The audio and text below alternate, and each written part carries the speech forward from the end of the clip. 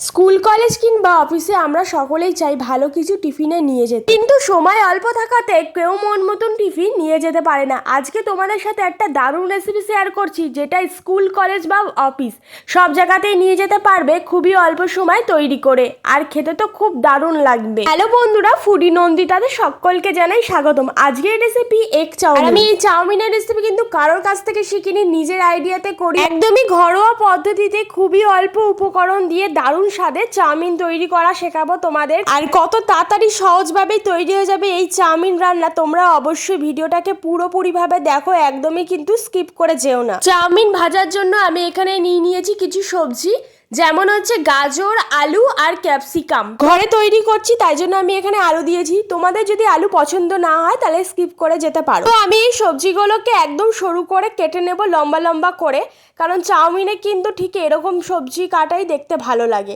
এরপরে এগুলোকে আমি বাটির মধ্যে তুলে খুব ভালো করে জল দিয়ে ধুয়ে নেব। এক প্যাকেট চাউমিন ভাজবো তাই জন্য আমি এখানে একটা বড় সাইজের বাটি নিয়ে নিয়েছি, আর বাটির মধ্যে বেশ ভর্তি করে দেখো জল ঢেলে দিয়েছি। এবার এর মধ্যে আমি এক প্যাকেট পুরো চাউমিন ঢেলে দিলাম। এবার এটাকে সেদ্ধ করতে বসিয়ে দিচ্ছি, সেদ্ধটা আর দেখাচ্ছি না।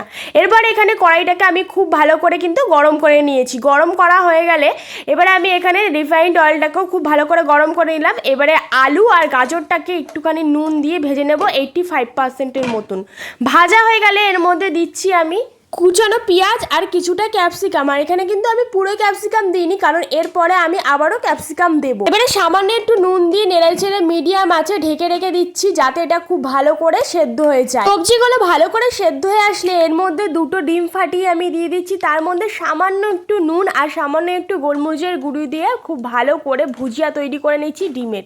ভুজিয়াটা তৈরি হয়ে গেলে খুব ভালো করে মিশিয়ে নিচ্ছি সব কিছু একসাথে। এরপরে বাকি ক্যাপসিকাম, সামান্য একটুখানি ভিনিগার আর 1 চামচ সয়া সস আর 1/2 চামচ চিলি সস দিয়ে আমি খুব ভালো করে দেখো এটাকে কয়েক মিনিট নেড়ে চেড়ে নেবো। ওই 2 মিনিটের মতো নেড়ে চেড়ে নিলেই কিন্তু যথেষ্ট। এখন এর মধ্যে দিচ্ছি গোলমরিচের গুঁড়ো আর তড়কা মশলা, আর এই তড়কা মশলায় কিন্তু চাউমিনের স্বাদ বাড়াবে। আর লাস্টে যে ক্যাপসিকাম দিলাম সেটা কিন্তু পুরোপুরি ভাজা করা যাবে না, বেশি ভাজলে কিন্তু খেতে আর ভালো লাগবে না। সবকিছু মেশানো হয়ে গেলে 2 মিনিট পরে আমি উপর থেকে দিয়ে দিচ্ছি সেদ্ধ করে রাখা চাউমিন। তুমি যদি আমার ভিডিও প্রথম দেখে থাকো তাহলে চ্যানেলটাকে তাড়াতাড়ি সাবস্ক্রাইব করে ফেলো। এরপরে চাউমিনের উপর থেকে দিচ্ছি একটু সয়া সস, গোলমরিচের গুঁড়ো আর তড়কা মশলা। এই তড়কা মশলায় কিন্তু একদমই জাদু হবে, এছাড়া কিন্তু আরও কোনো মশলা দিতে যাবে না।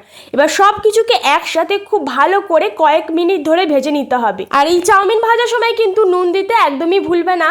এরপরে আমি নামানোর 2 মিনিট আগে আজিনামোটো দিচ্ছি, তবে এটা কিন্তু পুরোপুরি অপশনাল, চাইলে দিতেও পারো নাও দিতে পারো। এবারে সব কিছু একসাথে খুব ভালো করে আবারও কয়েক মিনিট আমি ভেজে নিচ্ছি। আজিনামোটোর কিন্তু আমি বেশি একটা দিইনি, বেশি দিলে কিন্তু একদমই ভালো লাগবে না খেতে, ওই 1/2 চামচের থেকে একটুখানি বেশি দিয়েছি। ওহো, তোমাদের তো বলাই হয়নি, এটা আমি একদমই নিজের জন্য বানাচ্ছি। ক্লাসের ফ্রেন্ডরা অনেকদিন ধরে আবদার করছিল আমার হাতে চাউমিন খাবে, তাই জন্য ভাবলাম আজকে এটা বানিয়ে নেওয়া যাক আর তোমাদের সাথে সেটা শেয়ার করা যাক। এবার তোমরাই বলো তো এটা বানাতে কি বেশিক্ষণ টাইম লাগে?